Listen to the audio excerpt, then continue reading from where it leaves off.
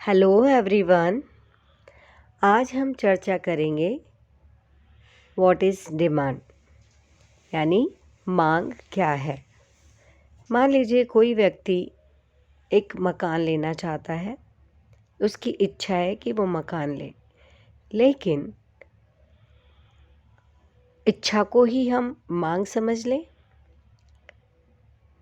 अर्थशास्त्र में मांग और इच्छा अलग अलग चीज़ें हैं। किसी भी वस्तु की मांग के लिए अर्थशास्त्र में 3 चीज़ों को आवश्यक माना गया है कि एक तो व्यक्ति की इच्छा होनी चाहिए, जैसे कि हमने देखा कि कोई व्यक्ति मकान लेना चाहता है, उसकी इच्छा है।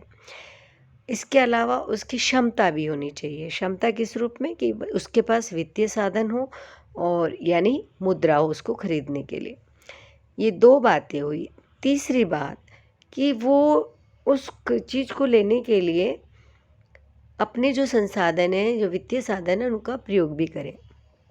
तब वो इच्छा जब क्रय शक्ति से समर्थित हो जाती है या तो और वो उसको खर्च भी करना चाहता है, तो 3 चीज़ें होने पर ही कोई भी इच्छा मांग बनती है। यानी मान लीजिए कोई व्यक्ति मकान खरीदना चाहता है, उसके पास पैसे भी हैं। मान लीजिए उसका मकान 25 लाख का है, तो 25 लाख रुपए उसके पास है और वो उस 25 लाख को खर्च भी कर सकता है या चाहता है उसके लिए, तो वो उसकी मांग बन जाएगी। मान लीजिए कोई गरीब व्यक्ति है, उसकी इच्छा है वो मकान ले, लेकिन उसकी क्षमता नहीं है, तो वो उसकी इच्छा ही रहेगी, मांग नहीं बन पाएगी। अब अर्थशास्त्र में मांग किसे कहेंगे, इसके लिए हमें एक निश्चित समय पर बात करनी होगी। तो और निश्चित समय होगा, निश्चित कीमत होगी, है ना। तो कीमत इम्पोर्टेंट है, एक निश्चित अवधि इम्पोर्टेंट है और एक वस्तु की मात्रा है। तो मांग क्या हुई? एक वस्तु की मात्रा जिसे एक व्यक्ति एक अवधि में विभिन्न कीमतों पर खरीदने के लिए तैयार रहता है या उनको खरीदने के लिए वो भुगतान करने के लिए तैयार रहता है, ये मांग होती है।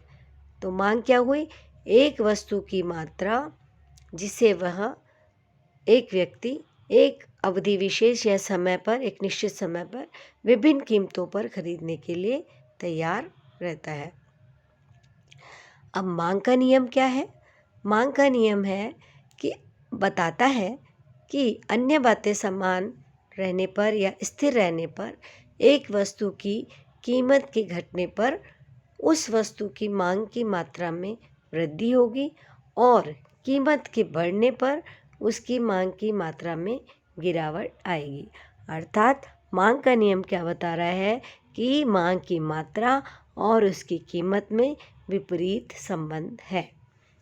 जैसे कि आप कोई वस्तु अगर आपको सस्ते में मिलती है तो आप उसको ज़्यादा खरीदते हैं। जैसे आप 100 रुपये लेके गए मार्केट में, आपको ये था कि 100 रुपये किलो मुझे एप्पल मिल जाएंगे और 1 किलो लेके आ जाऊंगा, लेकिन या लेके आ जाऊंगी, लेकिन जब आप वहाँ गए तो वहाँ तो 150 रुपये किलो थे। तो आप क्या करेंगे? क्योंकि उसकी कीमत अधिक थी, इसलिए आप उसकी मात्रा जो है कम ले पाए। पूरी 1 किलो तो नहीं आएगी उसमें, क्योंकि पहले आप सोच के तो 100 रुपये गए थे और वहाँ 150 रुपये है। अतः कीमत और उसकी मांग की मात्रा के बीच विपरीत संबंध है। चित्र के अनुसार हम मांग के नियम को इस तरह से समझ सकते हैं। एक्स में हमने क्या किया है?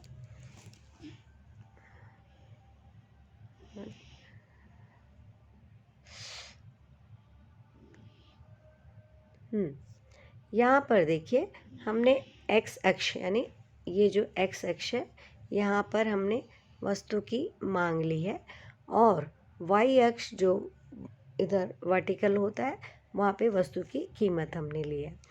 अब आपने क्या किया कि सबसे पहले मान लीजिए ये साम्य बिंदु ए पर है, यहाँ पे ओ पी कीमत है और ओ क्यू के बराबर उसकी मात्रा है। यानी इस ओ की कीमत पर वो आपका ओ की मात्रा ले रहा है। मान लीजिए उसकी कीमत घट जाती है और इसका परिणाम क्या होगा कि उसकी मांग की मात्रा बढ़ जाएगी। यानी नॉर्मल गुड है या व्यक्ति जो है नॉर्मल है, तो वो क्या करेगा, किसी भी वस्तु की कीमत घटी तो उसकी मांग की मात्रा वो बढ़ा देता है। ये ही मांग का नियम है। जैसे कि अपन ने पहले देखा, कीमत और मांग की मात्रा के बीच विपरीत संबंध है।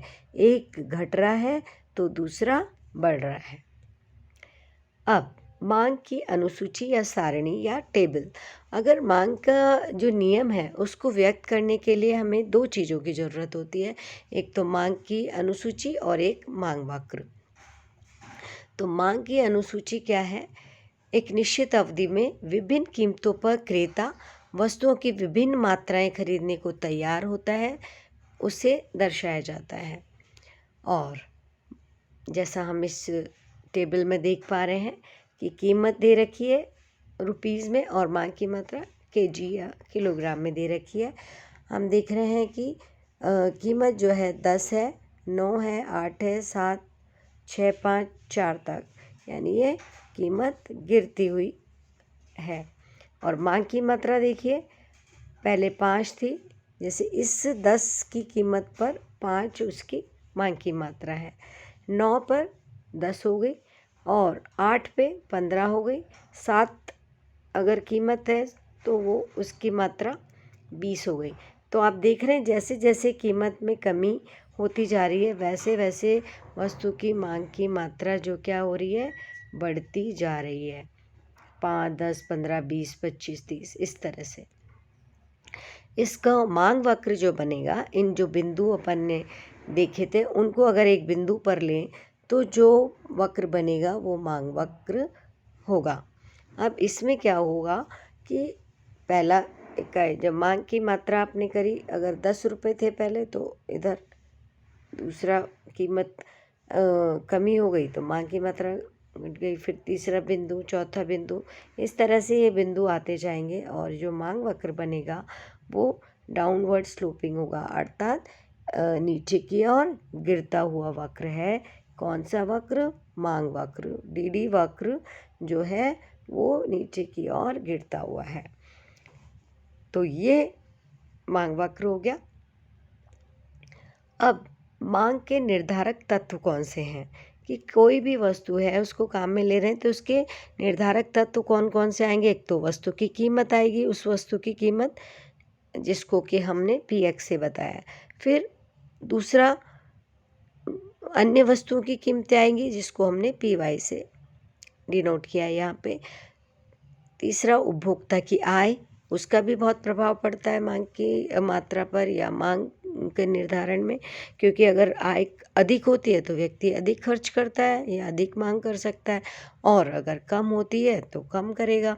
उपभोक्ता की रुचियाँ, पसंदगी या अरुचि है तो उसके हिसाब से भी मांग प्रभावित होती है।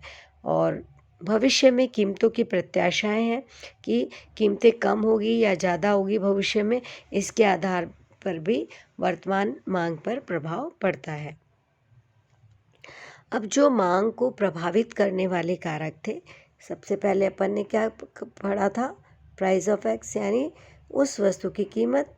PY थी यानी अन्य वस्तु की कीमतें। Y उपभोक्ता की आय, इसके टेस्ट एंड प्रेफरेंसेस, उसकी रुचियाँ, और उसकी कीमतों की भावी या भविष्य में क्या कम या अधिक होने की जो प्रत्याशाएं हैं ये। तो मांग फलन क्या हुआ? एक तरह से जो ये डिमांड है इज़ अ फंक्शन ऑफ किसका? PX, PY, Y, T और E। तो ये चीज़ें जो है ये तो अन्य तत्व हो गए, ये हो गई कीमत। तो मांग पर किसका प्रभाव पड़ा? एक तो वस्तु की कीमत का और इसके अलावा अन्य बातों का, जिसके अंतर्गत हमने ये चीज़ें पिछले उसमें स्लाइड में देखा था। अन्य वस्तु की कीमतें, उपभोक्ता की आय, उपभोक्ता का जो टेस्ट है, उसकी रुचियां हैं और भावी कीमतों की प्रत्याशा है। तो मांग फलन क्या हुआ एक तरह से कि उसकी मांग और उपभोक्ता की मांग और उसकी कीमत के बीच जो संबंध बता रहा है। बेसिकली हम ये मान के चलते हैं कि उसकी मांग और उस वस्तु की कीमत, उनके बीच जो इम्पोर्टेंट संबंध होता है, ये एक तरह से मांग फलन है। तो इस मांग फलन डी, इसको अगर बोलेंगे तो मांग और उसके जो प्रभावित करने वाले तत्व हैं उनके बीच के संबंध को जो बताता है वो मांग फलन है। इसीलिए क्या बोलते हैं, D is a function of, जो ब्रैकेट में सारी चीज़ें जिनके आधार पे ये प्रभावित होगी।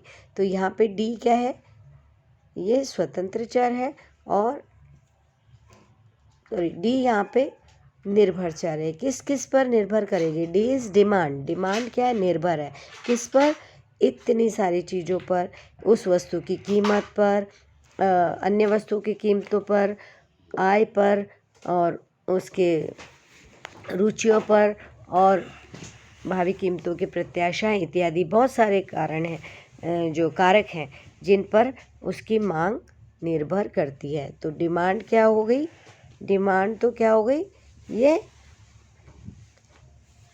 डिपेंडेंट हो गई या निर्भर हो गई किस किस पर, ये जो एफ के बाद जो भी लिखे हुए हैं ये सारे, ये तत्व ये इंडिपेंडेंट हैं, जो इसको प्रभावित करेंगे, ये इंडिपेंडेंट है। ठीक है, यानी स्वतंत्र हैं। तो ये जो स्वतंत्र हैं, ये सारे इतने सारे स्वतंत्र, ये उसको प्रभावित करेंगे, किसको, मांग की मात्रा को। आशा है ये जानकारी आपके लिए उपयोगी सिद्ध होगी। Please like and share video and subscribe the channel.